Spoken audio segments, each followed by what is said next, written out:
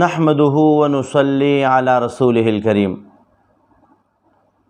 محترم مسلمانانو، نن در سره یو ډېر ښایسته او زبردسته ویډیو شریکول غواړم.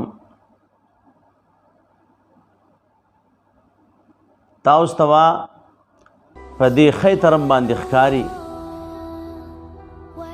دا کم سپینګیری انسان دا چې په کم عزت کې دا خلک وړي او خلکو به دې کټ کې راغستی دی، یو لوی عزت یې ولور کړی دی. څومره ښایسته مقام دی، څومره ښایسته خوند کوي، څومره دا مزیدار ښکاري. محترمو، تاسو اندازه دین ولګوئ.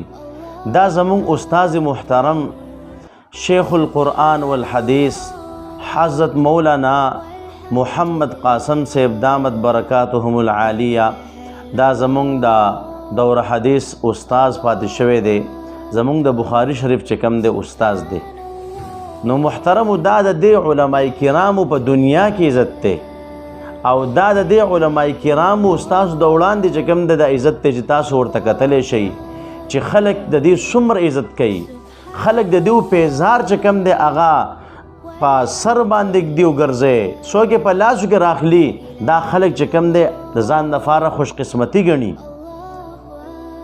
نو هغه خلکو ته زه پیغام ورکوم چې کوم خلک په علماء کرامو پسې ردې بدې وایي، په علماء کرامو پسې چې کوم دی هغه بکواسات کوي، تاسو ته به په سوشل میډیا باندې هغه خلک چې کوم دی هم ښکاري او تاسو به د هغه خلکو نه هم خبرې. محترمو، د علماو چې کوم مقام دی، د علماو چې کوم مرتبه د محترمو هغه چې ما تا ته پته ولګېده، یقینا ما تا به د علماء کرامو خلاف چې کوم دی خلم کولاونه کوم. محترمو، نو دا یو ډېر زبردست کلیپ و، زما ډېر زیات خوښ شو.